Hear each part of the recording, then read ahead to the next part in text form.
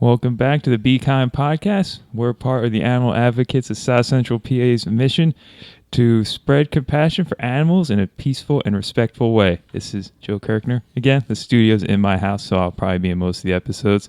And I'm here with John Beck again and Dieter again.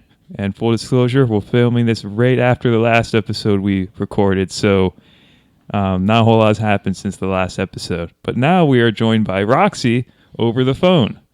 So, Roxie, say hi, and you're up. Hello, everybody. And I guess we'll just jump right into things. So, we mentioned in the last episode, Roxie, that you just welcomed a kiddo into your family, and we're hoping you could tell us what that was like from just personal perspective and also how it was navigating it as a vegan. Oh, okay, yeah, sure. So, our baby Elias was born on Friday the 13th, which, for the record, I was rooting for. I thought it was really rad.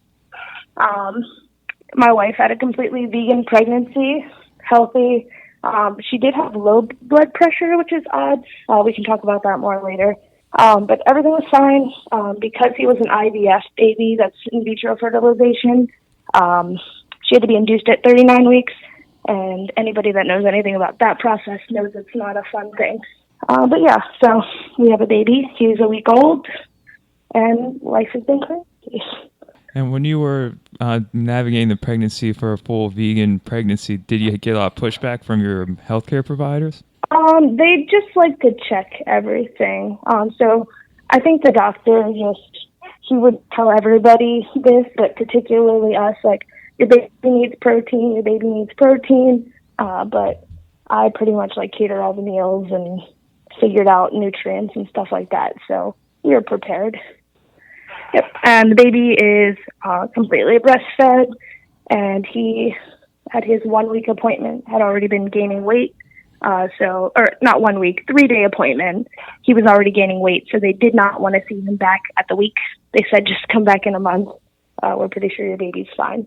So awesome. Everything seems fine here. Yay! Congratulations, that's awesome. 3-year-old. Thank you. Yep, and then our vegan 3-year-old is thriving, so life has been good. That's awesome. Just sleep has not been. So how's everything been going with the podcast? It's been good. I mean, it's coming along nicely, I think. We just shot a episode with Dieter a little bit ago, so yeah, it's coming along pretty good. Talking about my failure as a vegan the first time around. Oh, I didn't even know you were actually there, Dieter. Cool. Oh, yeah. Oh, yeah. We're all here. Wow. Yep, we're all in the same room. 6 feet apart, though. 6 feet apart. Mostly. So ask me all your baby-related questions. Well, see, you're talking to 3 single guys without any kids. I think you don't have any kids, right? No, I do not. No. So I guess next question I always wonder is, what's it like being vegan in a hospital? I see some posts every now and then about it, and I don't know if it's actually... But I've heard horror stories too. So how was it for you? Okay, so we were at York Hospital, just for disclosure, and I have to say I'm very disappointed by vegan options. So there was and you could ask for, you could say, is this vegan? And they would put it in the computer and they would tell you. So my wife wanted spaghetti with marinara sauce. Apparently the noodles have eggs in them, so she couldn't have that. So she ended up ordering chili, and the chili was just kind of an assortment of beans. I don't know if you saw her Facebook post about this, but the next night she ordered rice and beans, and it was just white rice with the chili on top, aka just beans.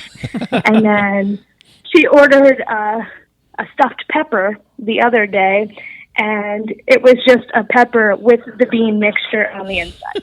Hey, so that was being efficient. Yes, they were being efficient, but that was really maybe the only option. Luckily, though, I was prepared, and I brought snacks and jars of peanut butter, and I had minute rice that you could microwave and cans of beans because I'm neurotic like that. So we ate.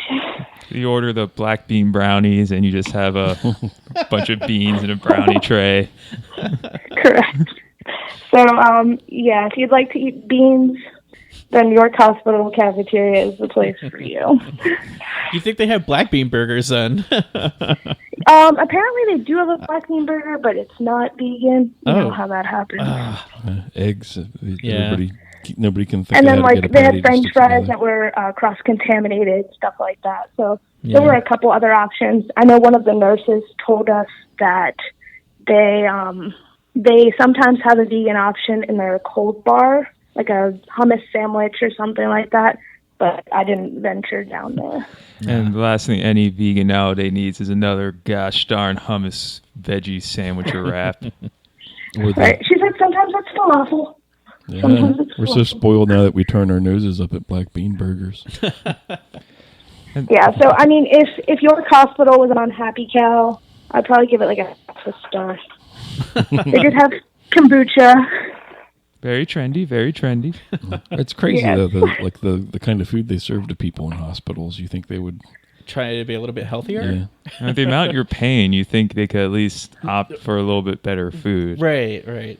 Yeah. Yeah, the whole healthy thing really gets to me. There weren't. Although I mean, it was all fried food, and these are where the doctors and the residents eat. Like, How was the Yeah. how was the fruit situation there? Because I think they have like fruit cups and stuff, don't they? we didn't do that. So on the maternity floor, there is always like a basket of fruit. So there were really good oranges. I had a bunch of those, and there were some bananas. They weren't ripe enough for me, but at least there was fresh fruit, and there were apples too. Nice. I'd be a little scared to eat an apple in a hospital just because a lot of stuff floating around on the skins. I went for the oranges. Something I'm wondering is, was there any medication or treatments or anything like that that weren't vegan that you and your wife had to do? Oh, I'm sure. Like the epidural. At one point, her heart rate was dropping, and baby's was. So they had to give her fentanyl, like all this crazy stuff. And I'm sure all of those things are tested on animals. But when it comes to life-saving medication, we're not going to ask if it's vegan or not, to be frank. Yeah. And there's that whole practicable thing. I mean, we talked to a doula back at Lancaster Veg Fest and talked about home birth, but they don't do home inductions, and because my wife had to be induced, we just let the medicine be the medicine, and yeah, I'm sure lots of it wasn't vegan. Yeah, even with things like flu shots, a lot of times they aren't vegan. I think there's vegan options now, but not the normal one. If you walk into a regular clinic and get flu shot, odds are there'll be egg or something in it. So it's anytime you're involved with healthcare, I'm guessing it's almost impossible to be 100% vegan. Yeah. It's, Right, and if not, it's probably tested, like the medicine was tested on an animal at some point. yeah. It's getting. I mean, we can all agree that that's horrible, but I am for Western medicine personally, and it saved my wife and my child's life this time, so. Yeah, I know a lot of labs are getting better about that, though, about not testing on animals. But yeah, I totally get it. It's hard. It's hard to find a medicine that wasn't tested on animals. But Yeah, there's a really hilarious episode of Brooklyn Nine-Nine. I don't know if you guys have seen that show, but it's about police officers. It's a comedy, and the one guy has two hamsters, and he puts them in a closet, and they multiply. And so they're trying to figure out how to get rid of like 50 hamsters, and then they go back and they have to get rid of 300 hamsters because they keep reproducing. But the one lady is like, my friend will take them to this lab. And then like it's like a whole moral dilemma, like they don't want to give it to the lab because they know the lab's going to test on them. And right. Sounds like an episode of Star Trek. It does sound the Tribbles. There you go, Dieter. Talking about Star Trek. That's actually been my quarantine project, is to try to watch Star Trek. Nice. That's a good goal. Have you been watching Picard? Yeah, What do you think of it? yes, I have. It's been interesting. You have to get past the cheesiness of just like what they were capable of doing at the time. Yeah. But it's been all right. Yeah, I haven't watched it because I don't want to spend money for 2 TV series. So I'll probably just, like, next time they do a free offer, binge that and Discovery. Yeah. But I thought it was weird, though. It looked like, from the little clips I saw, that, like, Picard lived on his ancestral mansion and had servants, and I'm like, what happened to my utopian space communism? Where does this whole concept of ancestral homelands and servants come into the picture? Well, as you know, I went to Penn State and I did linguistics, and I found that like people in the linguistics field are obsessed with Star Trek, and I just could never get on board. So I'm trying now. I grew up watching. Like I had to. Oh, sorry, go ahead. Oh, I grew up watching the original series, and like in reruns, for my phonetics class, we had to translate the opening into the International Phonetic Alphabet. All incredible vegan insights. Yes. Well, actually, there's. I mean, Spock. Star Trek. I was just going to say. I was just thinking of the Spock incident. That's probably an influence on my having gone vegetarian way back in the days. I think the first time I ran into the concept of not eating the flesh of animals was when Spock went crazy and was like, I've eaten the flesh of animals and liked it. I'm like, oh, you don't have to do that? That's interesting. It's like, yeah. Yeah, because Vulcans are typically vegetarian, I guess vegan even. Yeah. So there you go. All right, So see, yes, it all tied back. content. Good job, gang. Take that, cynical Joe. We are on topic, so there.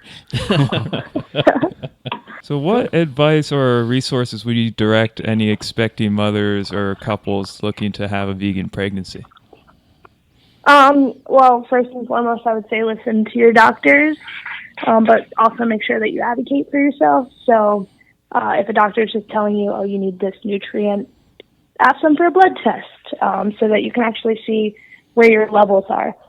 And then just try to eat a healthy, whole foods, plant-based diet. I don't have any specific resources. There's so much stuff out there, maybe like nutritionfacts.org, just because you can get access to studies, and that's where you're going to find information. So, yeah. Awesome. Yeah, I think that's really good advice. In the last episode where we were talking about former vegans, I was talking about how lazy it is that a doctor just says, oh, well, you should just eat meat again. And it's like, well, the doctor doesn't care about you. He just cares about what's easy for him. You know, right. if he truly cared about his patient, he would research the nutrition or refer you to a dietitian instead of, oh, just eat meat again. It's like, well, no. Yep, and our family sees a nutritionist, and she thinks that our diet is amazing, when it's optimal. Obviously, we just had a baby, and we're having some freezer pizzas and stuff like that, but we're getting back on track. Nice. Well, thank you guys for having me and for taking over the podcast and making this thing. I hope to get back around to it. Yeah, we definitely want you back on here and helping out with stuff and doing great things because you're awesome and we love you. But yeah, we're glad. You guys are too. Thank you for understanding. Oh, of course. We'll navigate this whole family of four thing. I'll be back around. Yeah, and we're glad everybody's healthy and happy and doing great. Thank you. Yes. Well, I will talk to you guys later then. All right. Bye, Roxie. Yeah, take care. Bye. See ya.